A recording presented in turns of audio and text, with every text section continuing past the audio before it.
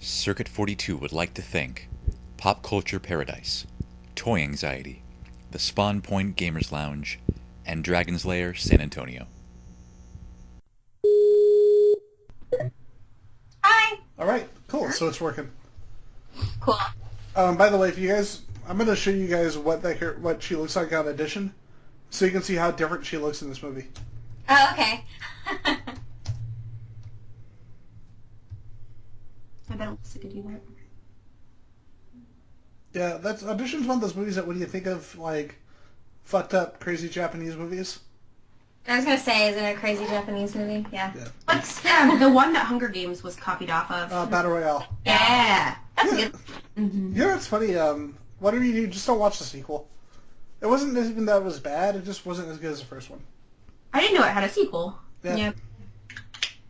You were better off not knowing that. I used to have it on DVD, but I don't know where my DVDs went. I don't think they exist anymore. I don't either. They disappeared. I had the movie actually came out in like 2000, and it was banned for the United States for like 10 years. Was it really? Yeah, because it was released like a month after Columbine. Oh, yeah. That happened. Too soon. Oh, by the way, this is the same actress in Audition. So I was in Canada for a little while, and I thought, you know what? Let's pick up the movies I can't get in the States. And I went to HMV and I grabbed that, and I grabbed a 3-disc version of Brotherhood of the Wolf. Really cool French movie. It has like everything in it. And Battle Royale got released here. That version of Brotherhood of the Wolf still hasn't been released here. It's been over 10 years. Huh. Yeah, and it has like a 3-disc special edition, and here we've got like a 1-disc with like 10 extra minutes. But no one's heard of that movie, so I guess it works out. Is it supposed to be changing? That? Oh, okay. Whose was it? I don't know. We're trying to figure out how computers work. So you just like punch your hand through the computer. Punch the internet? Yeah, just punch your hand through the computer. Oh, through a hand. Oh, yeah, that'll help. I kind of want to buy this computer from you, though. Do it. I hate it. So if I make a pun about as Wichita Falls, so falls Wichita Falls, will I get in trouble? Wait, Wichita Falls? Wichita Falls? Well, it said Wichita on your page. Oh yeah, Wichita, Kansas. Yeah, Wichita Falls is in Texas. there's a movie called The Ice Harvest. It's set in Wichita. Oh, really? The Eye Service? Yeah, and it's got Billy Bob Thornton and Oh. and John Cusack. We'll have to look it up. I'm looking it up I've now. never seen it. And there's I always assume that no movie wants to be here because... well, that's the part of the joke of the movie. Like everyone points out the fact that they have to live in Wichita, and they're trying to do anything to get out. It's kind of how we feel. That happened in, I was watching Criminal Minds the other day, and they were in Wichita, and the girl had left, or they thought she'd been kidnapped, but really she just had her dad, like, save her from Wichita, like, living in Wichita, Kansas. It sucks. I was like, oh, man, It really does. it's not that bad. I mean, I don't need to be saved, but I'd rather live somewhere more interesting. Just do a John Cusack in that movie. Steal money from the mob, end up getting a lot of people killed, and then get out of Wichita. Yeah, That sounds like something we could do. we have an Asian mafia here. We do. It's pretty... It's very extensive. But I've never seen any cool Fast and Furious stuff, so that makes me I sad. haven't. They all hang out at the I'm just- Starbucks and order I'm green tea frappuccinos. I'm just picturing. I don't know if that's racist or not. It is. I was kind of wondering whether we should use this as part of the show, but then it's like, should we use the green tea frappuccino thing? Yes. No, they Yes, we all should. order green tea frappuccinos. Or they'll or ask for water and they want you to put the matcha stuff in it. And I'm like, that's real gross. Yeah, Or they'll that's iced nasty. tea and put milk in it. Well, it's milk. Wait, you never had milk tea? Yeah, hot, not iced. That's weird. Not iced. Well, that just makes you insane. I don't know. I think it looks like boba though, so I'm thinking that's why they order it. Okay, I'm being real racist. Someone's I mean, real quick, is it recording? Is it just voice or is it video too? Oh, it's just voice. Okay. oh, good. Oh, there you go. I'm out here wearing it if I look okay. We had that cosplayer Miwa FS. She's from California, and she's this Moe cosplayer. She's all very tiny and very tiny. And she pops up on the video in like her full makeup. And I told her, this is audio only. Oh. And she went and she turned off the camera and changed back. So, okay, I'm ready now. That's cool, though. I like audio. Yeah. See, because it's great. Because you can like wear your pants in your head. And it's pretty awesome. I am wearing pajama pants. I said, nobody can see my pants. I had a, you know the convention, San Japan? Yes. So I had some friends over. We were getting ready for San Japan. And they just told me, okay, I was letting them use my room, and I was sleeping in the guest room. And so my friend says, knock on the door with your dress. Okay. So I put my pants on my arms, I put my shirt on my head, and I put my boxers on, and I put my socks on my hands. And then I just knock. I just say, okay, I'm ready. He opens the door. Blah blah blah blah. And I'm waving my arms around with my pants on my hands. And we're in the middle of eating food at IHOP, and I just lean over. Hey, Carlos, what? Blah blah blah blah. And he just starts fucking busting up in the middle of IHOP. It'd be pretty terrifying though to answer the door too. Blah, blah, blah. Like I'm trying to like see someone and they answer the door that way. I'll do it. She would. I'll do it for you. It's happening again. Can you hear me just fine still? Yeah, you are a little bit wind tunnely. Like you feel like you're set back from the microphone a little bit. She's trying to like lean back and make herself comfortable. Stop it. Stop it. Comfortable? What the hell is that? Ah. It's not a place. It is not. You're not in a place called comfortable. Yeah, we before we get officially started, my friends and I, we did a Quentin Tarantino night last night. We watched Inglourious Bastards. Ooh. And then that's a great movie, but it's a dark movie. I forget how dark that movie gets. So Yeah. it's like, you know what? Second half we're gonna watch From Dusk Till Dawn, Yeah. which is so not a dark movie at all. It's just except for the first half where you're like, okay, Quentin Tarantino, I have to go now. Yeah. And then you get to that point about an hour in with the vampires. And I think the moment you see Tom Savini with his cock gun, that's like the exact moment where you're like, oh, never mind. This movie's fucking with me. Or like, Grindhouse. Oh, I love Grindhouse. Like, people shit all over that movie. I saw it in theaters before they broke it apart when it was Grindhouse. It was a lot movie. They actually released it on Blu-ray, like a Blu-ray exclusive, with the double feature and everything. Oh, wow. Yeah. I live not far from Austin, about an hour away. And we did a tour at the three restaurants that they were at in Death Proof. Oh, that's cool. Yep. Death Proof was my favorite, I think. Death Proof is awesome, and people shit all over that movie, and I'm like, what the fuck is wrong with you people? Terror Planet was a little, like, I liked it, but it was a little gory for me. Planet Terror was hilarious. Yeah. I don't know. Too much. I like it, blood and guts to an extent, but in theaters I was like, oh my goodness, have you seen Terror Planet? I haven't. Yeah, it's goopy and... Nah, I can't do that. I tried to watch the first Saw movie and I was like, I'm done, I'm dipping. Yeah, Planet Terror is nothing like Saw. The irony is that Saw doesn't really have that much gore in the movie. No, but it's implied and I don't like it. It's implied, I don't like it. Implied is a lot more fucked up. Yeah. And you can imagine. So you already have a fellow cosplayer commenting on that post, by the way. Oh, What? really? Uh-huh. My friend Terry. Let me see. Yeah, Terry is cool. She's a Catwoman cosplayer, Harley Quinn, bunch of peoples. Oh, okay. Oh. Yeah, we just got a couple of new likes on our page from your friends. Cool. Oh, that's awesome. All right, so for those wondering who these three people battling are to themselves, my name is Ian McIntosh, and who are the two of you? I am Sophie. And I'm Cissa. We're Ultra Girls Cosplay. That's awesome. So, for those who don't know, there's 5 people on the internet who've never heard of you. Who are you, and what do you do? 5 people. Yeah, 5 people. I'm assuming you guys are like the most popular cosplay ninjas of all time. So it's 5 Oh, people. yeah, for sure. Yeah, totally. And Circuit 42 makes $1 billion. Yeah. That last part may have been a lie. I like that dream, though. Yeah, I want to make $1 billion. So we are just cosplayers out of Wichita, Kansas. We had our own cosplay pages before we were Ultra Girls, and about a year ago, we decided to combine our superpowers and become Ultra Girls Cosplay. Now we're a duo. So is it kind of like Power Rangers and Megazord? You know, like y'all kind of combine. You both kind of combine together, and then you take out the bad guy when you should have probably just combined at the beginning instead of trying to attack him one at a time. That's a really good metaphor. We've made like matching outfits and everything. But no one ever calls us to like actually fight like No. crimes. Mm-mm. We prove ourselves.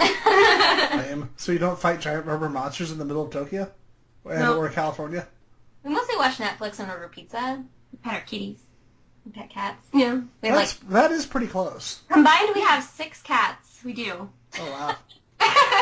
Combined cat powers. It's Yeah. like, it's like, you see, we put them in a purse and we throw them at people. It's kind of like the cat lady on The Simpsons. That's us. I have been Yeah. compared to the cat lady on The Simpsons on more than one occasion. See, now I just want to hear you do like the cat lady voice where she doesn't say anything, just to start throwing cats at people. I haven't mastered my cat lady voice yet. I'm getting there.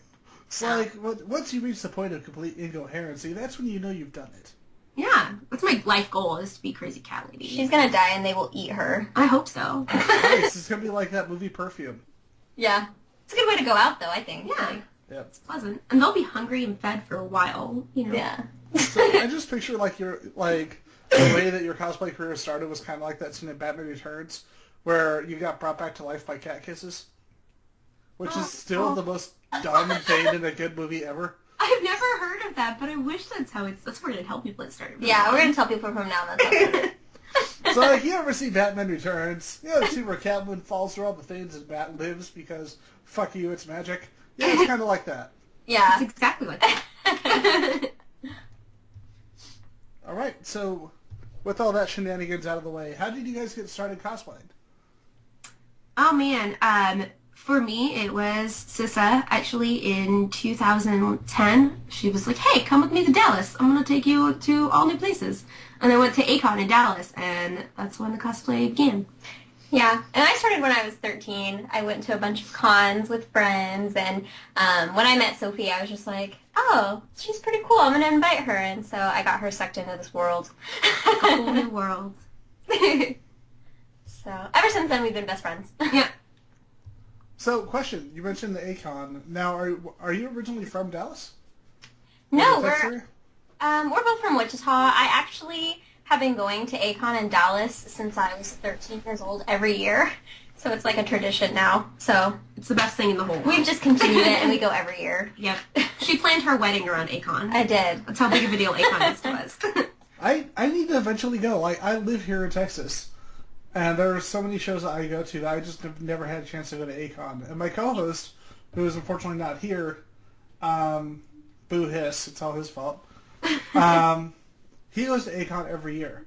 And I tell him, dude, we can get press passes. We're getting press passes for PAX right now. Yeah. Why do you keep paying? You should go this year. It's very fun. We've like met so many people, and so when we go back, we see people there that we just keep meeting every year. It's pretty cool. Yeah, hopefully this year I've submitted a panel that we want to do there, so that'd be really cool to actually do something at A-Kon and not just go and party. Yeah. So speaking of party and panels, what is your favorite, each of your guys' favorite memory from just cons in general or A-Kon? I think my favorite memory probably is anytime we go to a convention, we all get in an elevator. Oh, yeah. And we take pictures in the elevator. So it's probably my favorite tradition. At every convention, we all pile in an elevator and take a picture. Yep. In the mirror above us.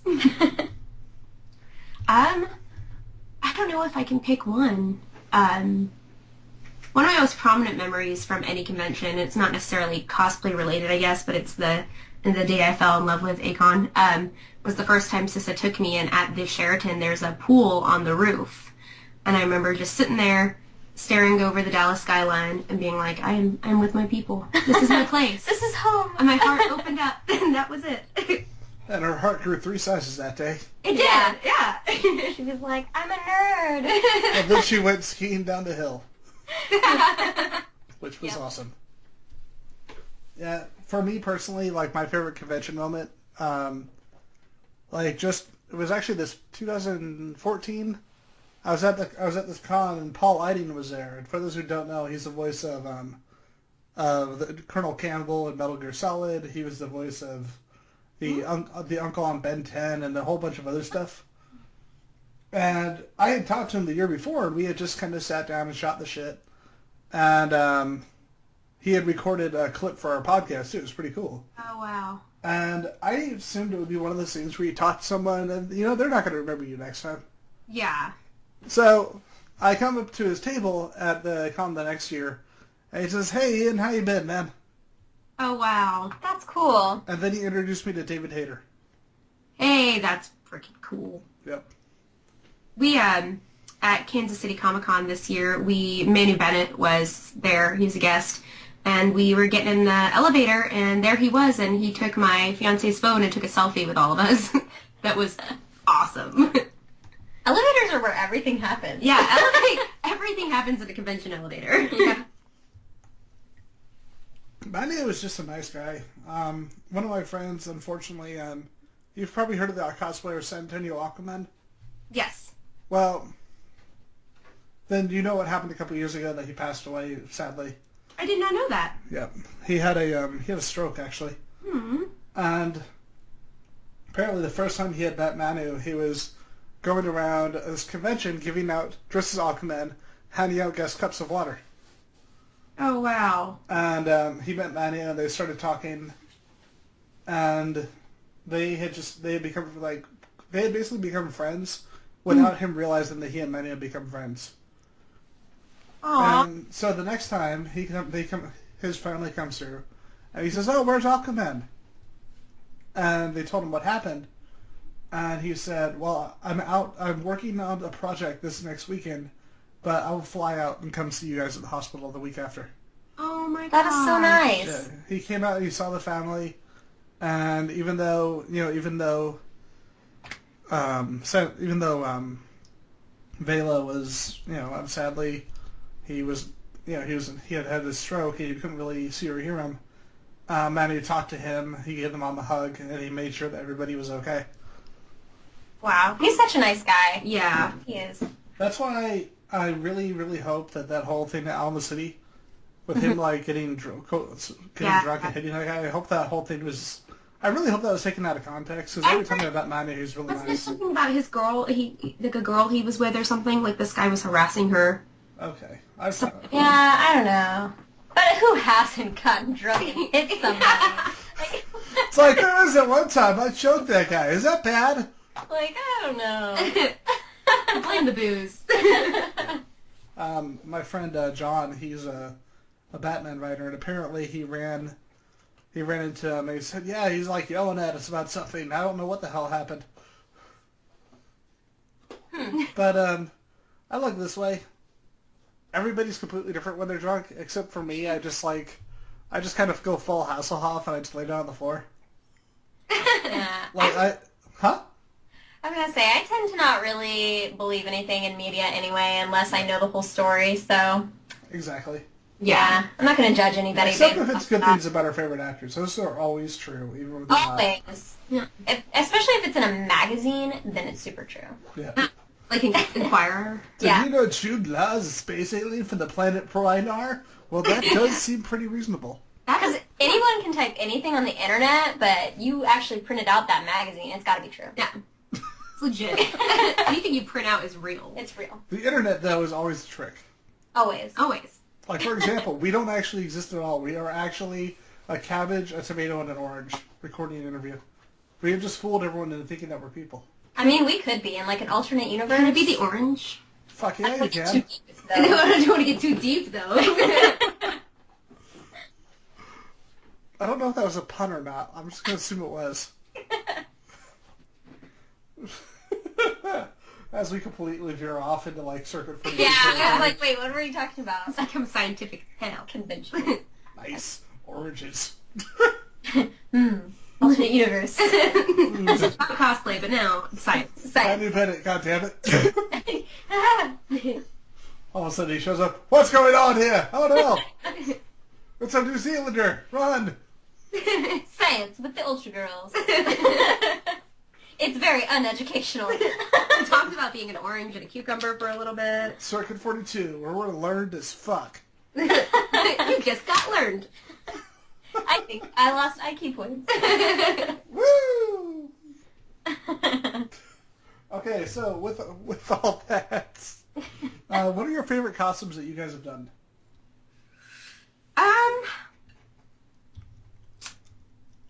I think my favorite, like, I'm going to pick Soren, and only because that's the first time I ever did armor, and that was, like, a costume that we were challenged to do. So when we were asked to do those Planeswalkers for the Magic the Gathering mat, that wasn't within our skill set whatsoever. And so we had to do a lot of research and really, like, you know, it was the first time we really had to try real hard. Yeah. And I was really, I mean, when I look back on it now, I'm like, oh, that armor could be so much better. But at the time, I was like, oh, this is on point. So it was a good learning experience. Yeah. I think my favorite one is probably Velma, just because she's so well received. Like, everyone loves Velma, Yes. and so it's so much fun to wear her because everybody can talk to you about that because it's a favorite memory of a lot of people, so. There's always a cosplay that you do that just, for whatever reason, and it's never the one you worked hardest on. Yeah. It's never the one that took the longest, but there's always ones that everyone's just like, oh my god, that one, that's Yeah, the best. Velma was so easy to do, and everybody loves it. I'm like, but what about this one that I spent so much time on? Whatever. I don't care about the one. So Yeah. here's a question for you. Regarding Velma, I said Velva. I don't even know what that is. So regarding Velma, Velma. my brain. Oh. Okay, so regarding Velma, like I've noticed something lately with her character that she's become really, really popular amongst cosplayers. Yeah. Because you've got you got Envy. She went as her. I mean, Doom Kitty, of course, and then one of our co-hosts, Autumn Ivy, the cosplayer, she's going as her now too. Oh. And so I want to ask you, what do you think the appeal of Velma is for like the not just fan base but nerddom in general? Can I just say, I posted your photo and I asked this on our page like 2 months ago, and that was the most comments we ever had. There was like 200 comments. People are very passionate about her. Yeah. I think it's just because she's always like this nerdy girl next door. Mm-hmm. Like you watch her and she's just like that nerd that she's really cute, but she's also smart and down to earth. And I think people can just like imagine, like especially guys, like they're like, oh, that's the dream, you know? Yeah. I think that's what it is. Yeah. So basically, she's relatable and cute and made of awesome. Made of awesome. And made of Yes. awesome. Because like Daphne seems a little high maintenance, you know? Yeah. Well, But- Daphne's going with John Cena, and I don't think any of us want anyone who went with John Cena. Yeah, for sure. So Velma, she's relatable. She I like that. her. Yeah. All right, so next question for you guys. You talked about how you got into cosplay. Mm-hmm. What were your first costumes that you've done? Ever? Yep. And So- how would you go back and change them now? Well, and I actually just wrote a little blog on our blog that we have now about this, but when Cissa made me go to A-Kon, I've been like a lifelong nerd, like video games, all that, great, but like cosplay was not something I was familiar with. So Cissa was like, I'm going to be Alice in Wonderland, and I was like, oh, okay. So I just took an old Halloween costume, and it was like this $49.99 race car girl costume from Halloween Express. And I begrudgingly put it on, and I went out, and everyone, it was like, they were like, oh, you're this character or this character, and I was no character. But, you know, acceptance of the cosplay community was awesome, but that was my first cosplay. I can't put a name on it, but that's the first time I ever cosplayed. And if I went back now, I would actually cosplay. But my first one ever was Kagome. I have a photo of that. Yeah, no, don't show anyone that photo ever. But I was really obsessed with Inuyasha. when I What? was- Show everyone the photo. No, insane. no, it's an awful photo. But yeah, I was so obsessed with Inuyasha, so I made my mom take it to like a seamstress, and we showed the seamstress all these pictures of Kagome, and she was like, "What the heck?" But she did it for us, and I don't think I would change anything because I thought it was kind of cute. And I think we should post the photo. yeah, It's we're not so gonna cute. post the photo though. So how about this? If you post a photo, and even if you don't, I will send you the photo of one of our co-hosts when she dresses Kagome for Halloween. Aww. Like tradesies? Yeah, but here's the thing. We kind of love her, but we also like to embarrass each other because that's what makes this podcast fun.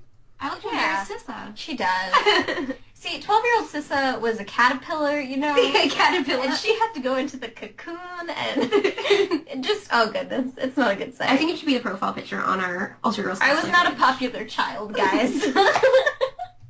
How many of us were here that were back then? Back then.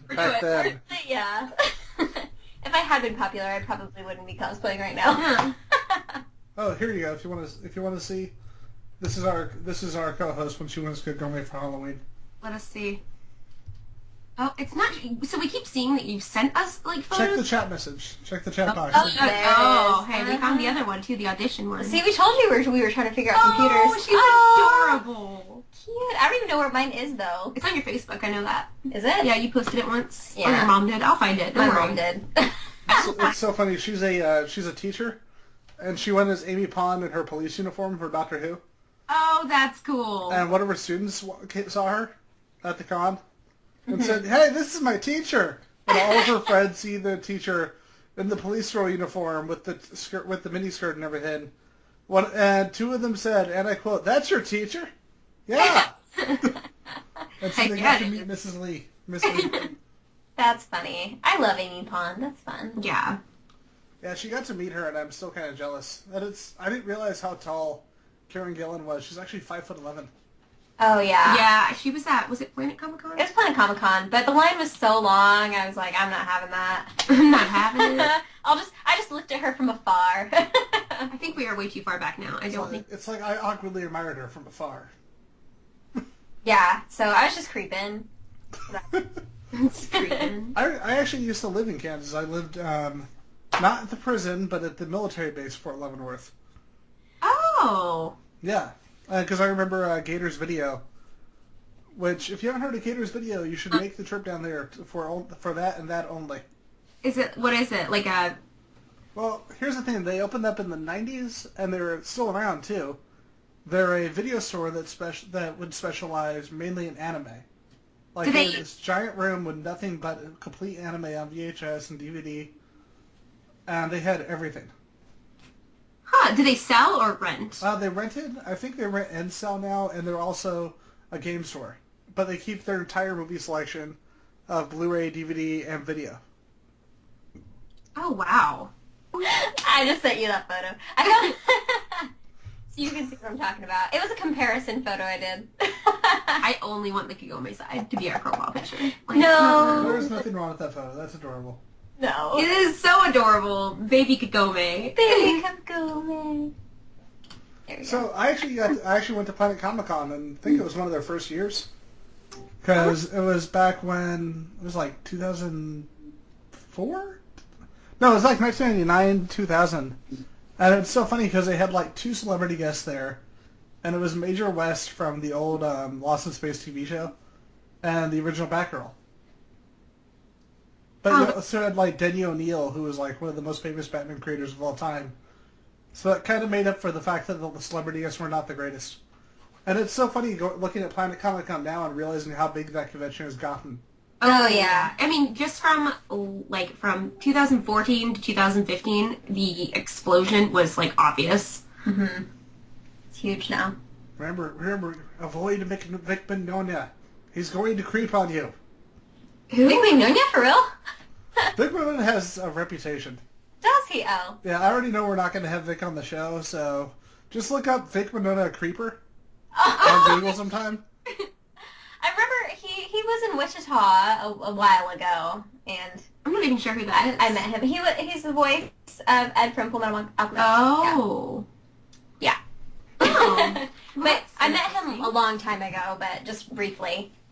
I will give credit where credit's due. Whenever there's like a web series or something and they ask him, hey, do you want to be a part of this? He'll jump on and do it, which is pretty cool. That's Yeah. cool, yeah. Like that Fallout series that was on YouTube. They asked him, and they weren't even paying him, and he said, yeah, I'll do it. That'd be fun.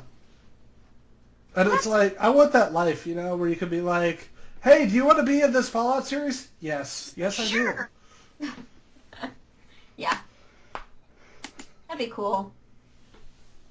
So what costumes are you working on right now? Oh my goodness, so many. What are the ones you've got coming up for the next con? That was a better question. Oh my goodness, so many. Right now, I'm working on Morrigan from Darkstalkers, and I'm also working on Stone Chaos Oriana from League of Legends. So I've got all her pieces of her outfit in my living room right now on the floor. I'm working on Tracer from Overwatch, FemCloud, and I'm not even... League of Legends character has to be done by early February with Cissa's, but I'm going to worry about that next week. It's a next week kind of deal. So we have a lot coming up. Oh, yeah. And Bombshells. Yeah, we're doing Bombshell, Supergirl, And Wonder Woman. Yeah. Ugh. We have a convention every weekend in February. So for those who want to do that, those who want to like literally live from convention to convention, what are your words of advice for them? I think our words of advice are probably just really to like put yourself out there and like show interest, because Absolutely. I think a lot of people, they wait and wait for people to come to them, and I think a lot of people that we know especially, they get a little upset when that doesn't happen. But like these conventions, they're very receptive. They're very open to people wanting to be a part of it, because a lot of the time they have spots to fill and they want people to show interest in them. And all we do is ask. And that's what gets you everywhere, because you're not going to get an answer if you don't ask. So it's better to get a no than to never even try. Yeah, because once you start, like our first year as Ultra Girls Cosplay, we started off, we would work booths for Ishiko Comics, so we didn't have our own booth. And then people showed interest in us maybe having our own booth, so we started kind of reaching out to a couple different people. And because we did that and got ourselves, recognized for that, now people are coming to us. Now in 2016, we're getting people coming to us going, hey, we'd like to see you at our convention, which is super cool. But, it's like we had to put all that work in before, and I think a lot of people kind of hope to put on their best cosplay and just, it all happen. And it's not about that. You've got to work hard. It's all about networking. Yeah. Yeah. Make lots of friends. Just yeah, which is really what it is. We've made so many friends, and through that is how we get a lot of our opportunities. People going, hey, you guys are the first people we thought of because, you're cool and we had so much fun with you. And that, you have to be fun. It's not, like, all business all the time. Having fun will get you places. People can tell if you genuinely enjoy what you're doing or if you're just there to be there. And that makes a big difference. Yeah. I think at the same time, another thing that a lot of people forget about. Have you ever noticed that, especially, and it probably happens to myself and you guys every once in a while too, where you'll meet that one person where you kind of accidentally put them on a pedestal. Yeah. Yeah. And then, huh? I said that. Yeah, that's definitely happened to us. I was at a show, and the lead actors from Betsy Tulloch and David Guantelli from Grimm were there. Oh. And I walked up and I came over to David and I said, "Hey, David, how you doing, man?" I shook his hand. Like, that was the first way I greeted him. I didn't call him Mr. Guantelli, didn't call him Sir. Just came up, shook his hand, say, "How you doing, David?" And we just started talking, and we brought up the podcast. And we were talking about different shows, talking about the idea of doing an interview, and he had actually suggested one of his friends and one of the actors on the show. If you've ever seen the show Being Human, Yeah. who's the actor I'm thinking of? He's that guy. He used to have the really weird eyebrows. Sam Witwer. Is it the British Being Human or American? The American one, the Canadian one. Canadian. I didn't know it was Canadian. I haven't really seen a whole lot of that one. My mom watches the British one, so. If you know the game Star Wars: The Force Unleashed, Mm-hmm. he's the Jedi. He's the main Jedi. Oh. And he's got kind of these. He used to do these weird plucked eyebrows, and it's like, dude, bro, stop, no. And he eventually stopped, thank God. Because I had here, I'll send you guys a link. You'll recognize him right away. Okay. And I'm assuming that our guests have magic powers and can see the shit. If Yeah. not, that's their problem. What's going on? I know. Yeah. That guy, Sam Witwer. Oh, okay. Yep. Yes. Yeah. The weird eyebrows. I know what you're talking about now. Yeah, he finally stopped doing that. Like, I saw him at It's too late. There's already photos of it. Yeah, we already know. We saw it. the internet knows, bro. It's never going away. But what was it? When I met him at PCC though, he shows up wearing a Clockwork Orange T-shirt, and it's like, dude, you're awesome. But when I met David, the first thing he says, dude, Sam Witwer fucking loves podcasts, man. I'm going to talk to him and see if we can get him on your show. And I said, okay, that'd be cool. And we're just starting bullshitting back and forth. Ah. And the last thing he says is, do you know why you've succeeded? And I was trying to play it cool, and I'm like, oh, what? Why? And he says, because you've got gumption, man. I told him, well, you know, people are people. There's no reason to put anyone on there's no reason to put anyone on a plateau or a platform just because they're famous. Yeah. And he said, that's it. That's exactly what you're doing right. Yeah, I think we've kind of figured that out because everybody keeps talking about cos fame and all these cosplayers want to be famous and all this stuff. And so, you know, when we first got into it, we were a little intimidated and we didn't want to be perceived that way. And then when we met famous cosplayers, we'd be all like, oh gosh, what do we say? How do we act? And then we just realized, like, all of these people are cosplayers like us. They're and people. They They like the same things. And so if we just talk to them how we would talk to each other, you know, and it's gotten us so far, just being friendly and open, and it's gotten us so many opportunities because we're just making friends and we're just genuinely trying to be nice and have fun, and that's all we want out of it, and it's bringing us so much more. Now, something I've noticed, I want to see if you guys agree, regarding, you know, like the way that people approach cosplayers compared to a couple years ago. Yeah. The whole cosplay is not the cosplay is not equal consent thing seems to have been really successful. Like, from what I'm seeing, it's finally starting to get a little bit better. So at ACON this past year, I dressed up as Lollipop Chainsaw, which is a pretty revealing outfit. I did that once. And I didn't. But I was prepared because of that. I mean, I know it does happen a lot, but I was prepared for, you know, comments and stuff, and nothing. I mean, compliments. But nothing like, you know, aggressive or, you know, disgusting. And, which doesn't mean it doesn't happen. No, and I definitely don't think it doesn't happen, but I definitely think that, like you're saying, like that, like making awareness and people kind of talking about that is helping. Yeah, but it's not just a cosplay issue. That's like an overall issue. Like just saying cosplay is not consent. Well, any outfit, anytime is not consent, so I don't know why we had to make a thing about it, but... Well, yeah. But yeah, I haven't experienced it ever. I mean, a couple weird comments, yes, but no one's ever tried to touch me. Somebody asked if they could pick you up, but they asked. Yeah, somebody asked if he could pick me up, and I said no, and he didn't, so that was good. At least he asked. Yeah, he asked.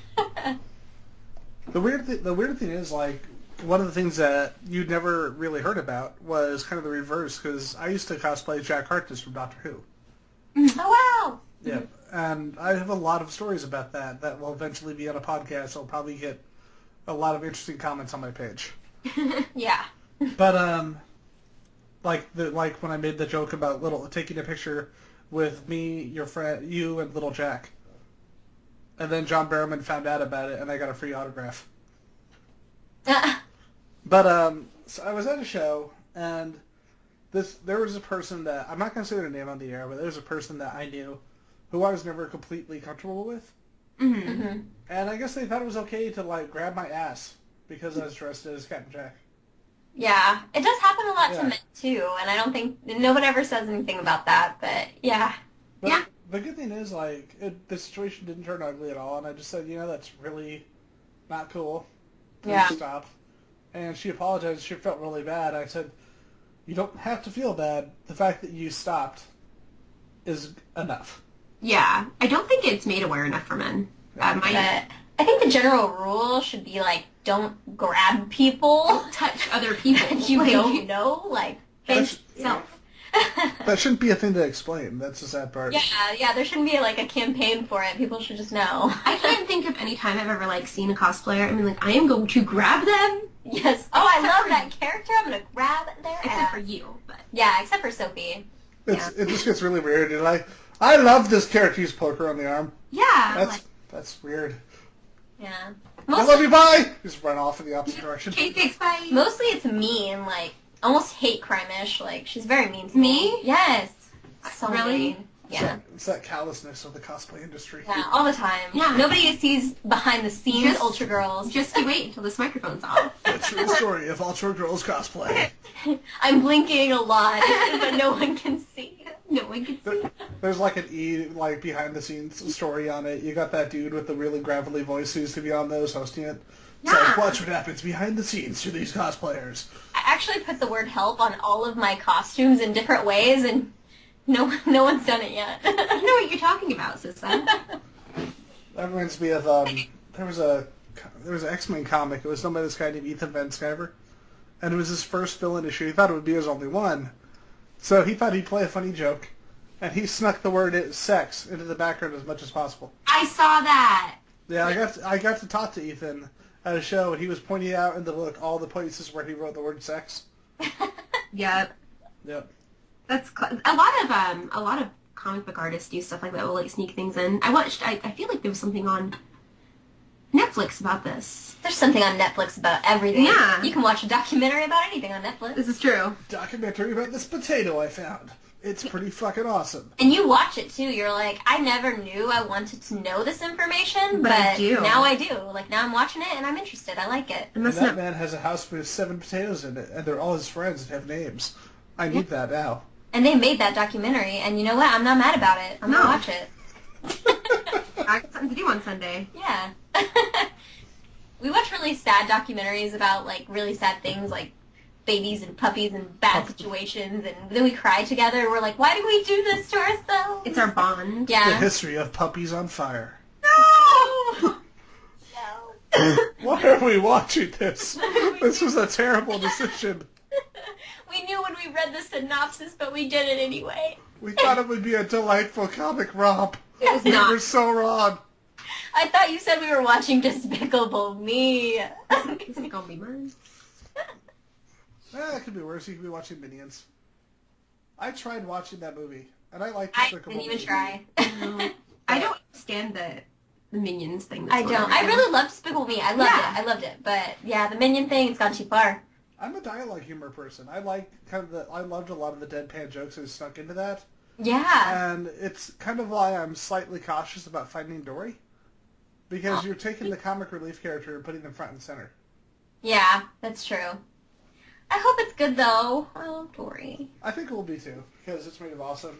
And you know it's pretty much going to be Ellen DeGeneres Ellen DeGeneres improvising and being adorable the whole time. She's adorable all the time. I love Ellen. Generous? Yes. Yeah. She's awesome. Sorry, I've been working since like 10:45, 10 or 11. My brain is at a point where it's like, fuck it, Ian, you're not going to remember numbers. Oh, okay. No, I feel ya. I've been up since 6 a.m. I'm ready to go to bed. Why? Okay, this will be the next part of our interview. Why the hell were you awake at 6 in the morning on Sunday? Stop that. Because I work at Starbucks. Wow, they make you... Okay, yeah, that's actually a reasonable excuse. Yeah. Coffee. You know, people want it early for some reason. It's like they have to work in the morning at stupid hours. Yeah, like what the heck? Like, Where am I going to grab coffee on my way to work? just shove the customers out of the way and be like, no, mine's first, shove. It's my coffee. Blah. You You get just pour pretty that pot of coffee in your face? No, it really burns, though. Yeah. It gets real cray. But, you know, I get my coffee, and then I start my day. It's cool. I start my day. Some crazy person named Sophie Jones tagged me in a post. What is all this? What kind of name is that? That's not a shenanigans. That? Who is that? Well, I like the picture. They seem nice enough. They seem nice enough. Oh, little do you know. We were actually just talking about this earlier, how people will be like, Sophie and Cissa, you guys are so, like, nice and fun. And I'm like, Normal. they don't know us, because, like, I don't show the attitude to anybody but Sophie. She sees it. Yeah. I'm just looking at the poster in the background because a friend of ours and one of our guests, he was actually in that Attack on Titan. Oh, really? Yeah, Matthew Mercer. He's the voice of Levi. Oh my gosh. I love Attack on Titan. We got to meet Trina, I can never say it, Nishimura. Oh, that's really cool. And we gave her one of my bows that I make for her birthday. Yeah, she was beautiful like the sun. She's so nice. The other voice actress I want to meet on there, and of course everybody of internet loves her, is Ashley Birch. Yes. Yeah. Yep. It's so weird, like looking at Ashley Birch and looking at Tiny Tina and looking at what was her character's name in Attack on Titan again? I just call her Potato Girl. Potato Girl. Hold on. Oh yeah, Potato Girl. Hold on. I haven't watched it. Steve. Wait, no, that's not her name. I know Potato Girl though. Yeah. I will find it. Looking it up now. Yeah, like, hey, We have to know. and Hey Ash is my favorite person in the whole world, too. I just remember when I first started watching that, my life was like weirdly paralleling Anthony Birch's life, which was surreal. Oh, right. Because I had started a web series because I didn't have a job and I needed to do something. And that was with the podcast Circuit 42. And then something happened where I ended up moving back to with my family for a little while. And then I ended up getting like this crazy awesome job where I ended up finally getting back out of the house and kind of getting on my own and moving to Texas, the same as them, which is just weird. Was it Sasha? Yeah, Sasha. Yeah. I love her though. We should just call her Potato Girl. Yeah, I like the Potato I Girl. like it better. Hey Ash, what you saying? God, I love their new Christmas one. It was just fucked up. I haven't seen anything the past couple months. I'm just glad they finally started updating again. When you consider all the shit that they do, Yeah. that's crazy that they're able to update at all. Yeah, we used to watch it all the time. Like we put it up all the time when we were crafting and stuff. Crafton. That's, my friend, she got me one of the DVDs. I'm kind of glad she did because apparently they don't make them anymore. And the commentary is great, especially the thing where they're talking about healthcare. They say, "Yeah, it was great until they screwed up healthcare." Yeah, thanks, Obama. Thanks, Obama. And of course, it's great because he's wearing an Obama T-shirt in the video while they're doing this. Oh wow. I don't know. I don't think I could. No matter what my opinion of the president, positive or negative, I don't think I could ever own a T-shirt with the president on it. Yeah. There's just weird, something weird about that. I don't really like faces on my shirts. Like, that's kind of a quirk. Like, I don't really like shirts with faces Yeah, on me them. neither. But I what don't. about Bill Murray? No, I don't think I'd wear... I mean, people are going to hate us for this, but no. You're like, I hate Bill Murray. Wait, what? No, I don't hate him. I hate the idea of him being on my shirt. Yeah, like when I'm looking for fandom shirts, I'll be like, oh man, I really like this show, but it's their faces. Like I Yeah. just want the title of the show. Yeah, maybe some cool artwork. Yeah, artwork. I don't want their face. Like a drawn face, like an anime face or something. Okay. Yeah, But like you know. like if you're just taking a photo and putting it on my shirt, I don't know how I feel about that. Unless it's Sophie. I'd wear Sophie on my shirt. Yeah. For some reason, I started thinking about Rocketeer, and I started thinking about Bill Murray, and I want a drawing of Bill Murray as a Rocketeer. Like Bill Murray with the jetpack. Yeah. I bet you could find someone to do that. I think I could probably just search, knowing Bill Murray, I could probably just search Bill Murray jetpack. Probably exists. Yeah, it's probably there. What is that rule? The rule if you think it exists on the That is internet? shocking. I searched for it, it does not exist on the internet. Man, we'll make it exist. It's your job to make it exist now. Now I will cosplay Bill Murray with a jetpack. Yep. Like, sir, you look nothing like Bill Murray. Fuck you. How dare you say I don't look like an old man who's awesome? Bill Murray is awesome. I just wouldn't wear him on my shirt. So as we move into random other directions, did you see A Very Merry Christmas? I did not. It was kind of great. And I never thought I'd say this, but Miley Cyrus was actually good in something. Yeah, I don't know. Because they're like, stop being an attention whore, just sing the goddamn song. I was reading a ton of political articles earlier, and this one girl kept going from article to article and commenting, "Why are we so worried about this when Miley Cyrus is still walking the earth?" Like these really deep political, She's debates. really concerned about Miley Cyrus. Yeah, she's so. like, guys, don't worry about what's happening in Africa. Miley Cyrus still exists. Like, guys. Oh man, she for real. Miley Cyrus is kind of off and on for me though, because sometimes she'll do stuff or like she'll wear something and I'll be like, okay, Miley, I see you. And then she'll post something on Instagram and I'll be like, Miley, no, I don't know what's happening. I had to unfollow her because she confused me. I follow Shia LaBeouf on Twitter, which is like the greatest adventure. Yeah. I was really into the whole Amanda Bynes Twitter adventure, but now she's good, which is great, Go Amanda But Bynes. she's sane, so I'm bored now. But yeah, now I'm bored. I've been on board. Who do I So follow? just to annoy the people listening, we should just go on to Shia LaBeouf's Twitter for a few seconds. What do you think? Who's? Shia LaBeouf. Oh, yes. Just I do can't it. decide if I like Shia LaBeouf or if I'm afraid. I have no issue with the dude, because you have so many celebrities who are trying to do the same shit and trying to stay so much in that safety bubble. And then you have people like him and Joaquin Phoenix who are like, fuck you, we're going to go be awesome for a day. Yeah, like from afar, I'm like, haha, Shia LaBeouf. But I feel like if I'm walking and I see Shia LaBeouf, I'm going to turn around, I'm going to run. Because you're afraid that he might be a real-life cannibal? Shia LaBeouf. I don't He know. would be Shia LaBeouf. He's very intense. He scares me. I'm scared. Yeah, let's see what we found today on Shia LaBeouf's Twitter. Like, what would I use Shia LaBeouf about? Just doing it. Just, I would not. That's gross. Okay, first thing on here, Guten Morgen, Spoony. This is Kramer, Chaz Kramer, asshole. Just one more, mother. My name's Ditto, and I'm gonna leave everybody in this film. What? And Bancroft is not gonna show her breasts in the film. Do you think he sees us? So why are you guys here to interview me? Sorry, I got a lot of stuff. Hey, old man, that is my job. You gotta make a choice, fellas. Slow down, Dad. Why are you in such a hurry to get rid of me? What? What? And that is, let's see, how many days is that in the life of Shia LaBeouf? That is 9 days in the life of Shia LaBeouf. Oh, well, makes sense. You know who else? Charlie Sheen. His tweets, I sit there sometimes and I'm like, I'm trying to decipher this. I really am. I want to get where you're coming from. I don't know what's happening. Then you have the people who should be crazy on Twitter. Like, Amanda Bynes. yeah, She's good. or David Lynch, the guy who made, like, Lost Highway and Mulholland Drive and shit. And then you go to his page, it's like, yeah, the other day I built a bench in my shop. Yeah, the people you expect, you're like, oh man, their Twitter's going to be so crazy. No. But that's what I kind of love about Lynch's Twitter, because it is weird because it's so normal. Yeah.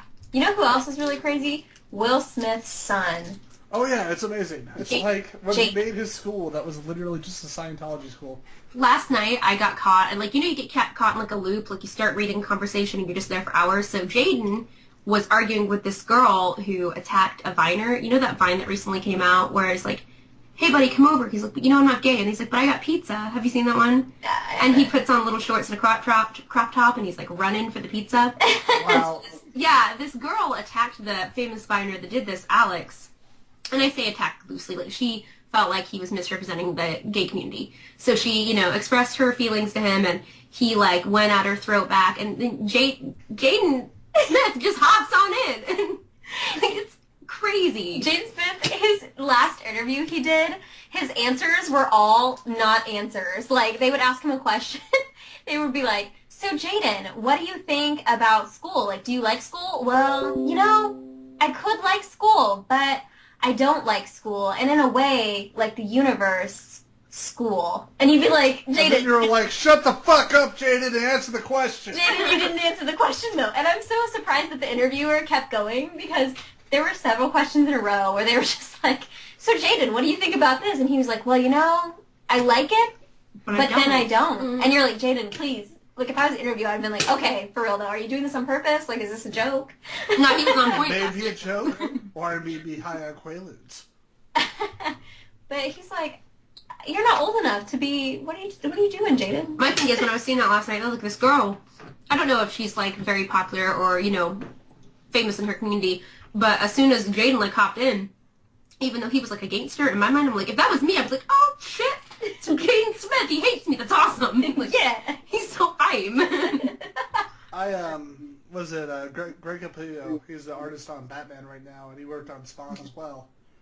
And he was going off on the scene about how the comic writers aren't, quote-unquote, not as important as comic book artists. And that without comic artists, there wouldn't be anything. And Yeah. it's like, that doesn't work, because you need a writer, because most comic artists can't write. And he got pissed off, and someone pointed that out to him, and it was Kurt Busiek, the guy who wrote Marvels and Marvels and Avengers Forever and all these really great comic book stories. Yeah. And Capullo starts arguing with him on Twitter. And they're going back and forth, and Kurt Busiek is being really calm, really chill, and Greg is just freaking out and getting pissed off. And I went on there later, and I said, You see, Greg, here's the problem. With the few exceptions, if you have an artist on a comic book without a writer, you're gonna get a pretty awful comic book. I mean, just look at Spawn. Everybody hates Spawn.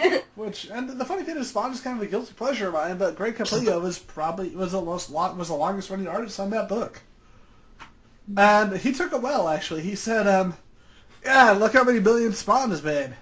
And I said, I just came back. I said, "Well, yeah, but so did Transformers 2." And he was cool. But he said, "Man, dude, I wish I had that. I wish I had that, buddy. Seriously." And we're like going back and forth on Twitter. And I guess he got all of his rage out because he was just being really, really chill. And I'm not gonna lie, that was kind of mean, that Spawn comment. And I'm glad he took it well. But it was kind of funny ending up on like this huge Twitter discussion with like one of the biggest artists in comics right now. It's kind of bananas. Yeah. Kind of makes you feel like important for a minute, you know what I mean? Like you end up in this conversation, you're like, oh shit. I like Twitter. And then you go back to reality and you're like, fuck! Yeah. No, I like Twitter for that reason though. It's like I don't know, like the thing about Twitter is there's a lot of good arguments that go on Twitter, so it's fun to read, and then if you ever say anything about anybody, like, they'll see it. Yeah, like, there's no hiding that. Check their Twitter, and like, so don't like talk shit on a celebrity unless you meet it, because they will see it, and they're going to reply. Yeah, they're going to bust you out right there. And then all their fans will attack you because your name's going to be tagged in their comment. And then you're going to have to delete your Twitter. You realize we have to do this right now, right? Right here on the air. We're gonna We need to go to Bill Murray's page and be like, Bill Murray is a goddamn wizard. Oh, I was going to say, I don't want to say mean things about it. Yeah. It's like, Bill Murray, I would not wear you on my shirt. Yeah. Sorry, Bill Murray, I love you. I will wear you on my shirt. Right. I will not. So we're all going to tweet Bill Murray in stereo right now. Okay, I'll do it. Okay. I'm going to tweet that Bill Murray is a goddamn wizard. Okay. I'm going to tweet that Sophie would not wear you on her shirt. Would you wear him on your shirt? We love you. We love you, but we're not going to wear you on our shirt. he's going to be like, like, what does that even mean, guys? Hold on. And then he steals one of our french fries. No, I always get excited when, like, companies tweet me back, like, if I'll be like, oh, man, T-Mobile did a really good job, and they'll tweet me back and be like, thanks. I'm like, T-Mobile tweeted me. T-Mobile did so good. Like, it's a person. It's like a So, worker. hold on. There's a bunch of Bill Murrays. I'm trying to find his official one. Here you go. Is it verified? Yeah, it's Bill J. Murray. Bill J. Murray. I believe so. There's only 4 tweets on there. We'll find. That's going to be the goal of this interview. We are going to find Bill Murray on Twitter. Because we're awesome. Maybe he doesn't. Does have he even one. have a Twitter though? Or we could or we could do what most people do when they can't find Bill Murray and go to a lesser extent and just tweet Dan Aykroyd. Yeah. It doesn't look like Bill Murray has that. Why would you do this to us, Bill? He's not about Twitter. Yeah, it's not about that Twitter life. It's not about Twitter. It's not about Ghostbusters. Nope. Well, damn. He'll never know that I will never wear him on the shirt. Yeah, we can't tell him now. Well, you know what? We're gonna go tweet Dan Aykroyd. All right. Here you go. Did you tweet him? Oh, he sent us the Twitter. There we go. Or sign it on yours, huh? Yeah. Dan Aykroyd. Dan Aykroyd is a goddamn wizard. Hashtag Circuit 42. Hashtag Alter Girls Cosplay. I would also not wear him on my shirt. Yeah, so, you know. It stands that we would not. It stands. Dan Aykroyd, this was meant for Bill Murray, but... Wow. We can't find his Twitter. He doesn't exist. If you don't answer, we're just going to go over to, like, Chevy Chase. I think I'm the only person who doesn't completely hate Chevy Chase. I love Chevy Chase. He looks so old now, though. It's sad. Like, we watched the new, It's sad. Yeah, it is, because, like, all the, what are they called? National Lampoon We movies. accidentally watched the new Vacation. We're Yeah, sorry. that's what I'm... It's so fucking terrible, isn't it? I loved it. I'm sorry. Oh, my God. No, I mean, I'm sorry that you loved it. I loved it. But when him and the wife showing up at the end was the best part. Yeah, don't you wish they'd been in the rest of the movie and the other actors hadn't been there? Something got questionable taste, so... Excuse me. Dude, any restaurant we go to, she orders a grilled cheese, I'm telling you. Who doesn't like grilled cheese? Everywhere. Yeah, but you ordered grilled cheese at a Chinese restaurant. That was just weird. Yeah. See? Wait. It's like, how did he know? Dun, dun, dun. I can't. Like, I'm being talked about. I'm trying to make sure that other people know that she's freaking weird. You're weird. This is the extent of our friendship. Like, Yeah, pretty much. we sit on the floor and make our cosplays and insult each other. Yeah, we'll both be crafting, and then it'll be like complete silence, and then all of a sudden I'll just be like, I hate you so much. By the way, I'm on Chevy Chase's Twitter now, and I gotta love his description. Actor, writer, musician, husband, father, and tremendous slouch. Yeah. Tremendous. I know, I've got the first two or three seasons of the original Saturday Night Live on DVD, and they're awesome because they actually got the license to every musician who had played. Which is, if you know anything about like home video, DVD release of shows, that's not common, and a lot of times they end up replacing it with like generic music or cutting it all together. Although, admittedly, that does lead to the part where you're like, why? Wow, that music was bad. I'm just going to skip this one. But, Chevy Chase he left after like the first, he was getting ready to leave after the first season. And so, one of the things they have, Jeopardy! 1999, and it's supposed to be in the far off future. And one of the bits they say, this actor and comedian, left Saturday Night Live, and his career soon fizzled out within 3 years afterwards. And Chevy Chase is one of the people answering the questions, and he names somebody, and he says, "No, I'm sorry. The answer was, who was Chevy Chase?" Oh my gosh. And it's like, that's just fucked up. And he looked all sad. It's like, That's mean. That is so mean. but it's a great episode though, because this is the first appearance of Steve Martin. Okay. Yeah. But he took a bunch of digs at himself. Like, he knows that he would just get irritated during certain sketches. Like, he's supposed to be doing an advertisement for milk. And he starts saying, "Milk. It tastes great. It's ice cold and refreshing. And it causes these little fatty jowls here under your face." And they keep, like, cutting and redoing it. And it's him just insulting milk and talking about how shitty it is for every single take. Like insulting the milk? Yeah, like, talking about milk. It's made of lactic acid. Lactic acid. I'm lactose intolerant. Fun fact. Yeah, fun fact. So She's like, I like Chevy Chase a lot more now because he hates the milk. I also hate milk. Milk hates me more like it. yeah. But- Milk makes me explode. Is that bad? Yeah, like, me and milk don't have a good relationship. He said the best game in the world is to get to a convention and get Cissa ice cream. And I can't say no. Come get ice cream. Then we just wait. We just sit and wait. And then I cry all night. That's awful. Yeah. My friend, a cosplayer friend of mine, she is like crazy lactose intolerant, where she cannot eat anything. But then she's like, I want to have ice cream. I know I'll get sick later, but it's okay because ice cream. Cissa. That's me. I love ice cream. See, and her name starts with a C too. It's Celestial. So Yeah. I'm wondering It's a if C it's a C thing. You know? Yeah. It's like, this will kill me, but you know what? It might be worth it. I think it's just a lactose intolerant thing, because how can you say no to ice cream? You can't. You can. It's physically impossible. You try and then yes comes out. Yes. God damn it. Ugh. I tried, but yes came out. No, I have to eat this ice cream. Okay. So, with that, as our interview has led into amazing directions, did you have, where can people find you on this wonderful place called the interwebs? Oh my goodness. So on Facebook, we're Ultra Girls Cosplay. On Twitter, we're Ultra Girls Cos. On Instagram, we're Ultra Girls Cosplay. And then we actually are working on a website, so ultragirlscosplay.com. If you go there right now, it just says that it's under maintenance, but it should be up very soon. Yeah, and so while that's under maintenance, We also have a blog. yeah, ultragirlscosplay.wordpress, and we have a YouTube, which we're actually updating now. You know what? Just follow us on Facebook. Yeah. And you'll find everything. Just Google Ultra Girls Cosplay, and there we are. We're everywhere. So, here's a question. How long has it taken you to call the blog the Ultra Blog? Oh, I totally, the very first post, I put, hey, what is this, an Ultra blog? I was really proud of myself. I giggled a little bit. So clever.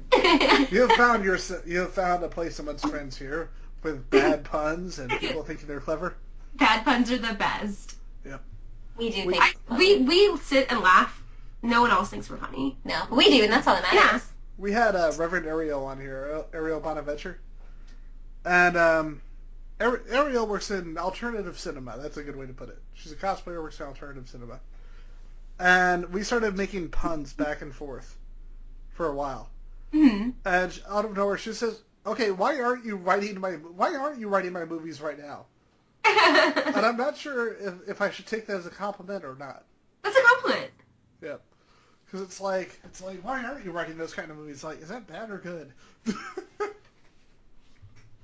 I think that's good. I'm gonna go with that. See, if it comes out favorably for me, so I'm all for it.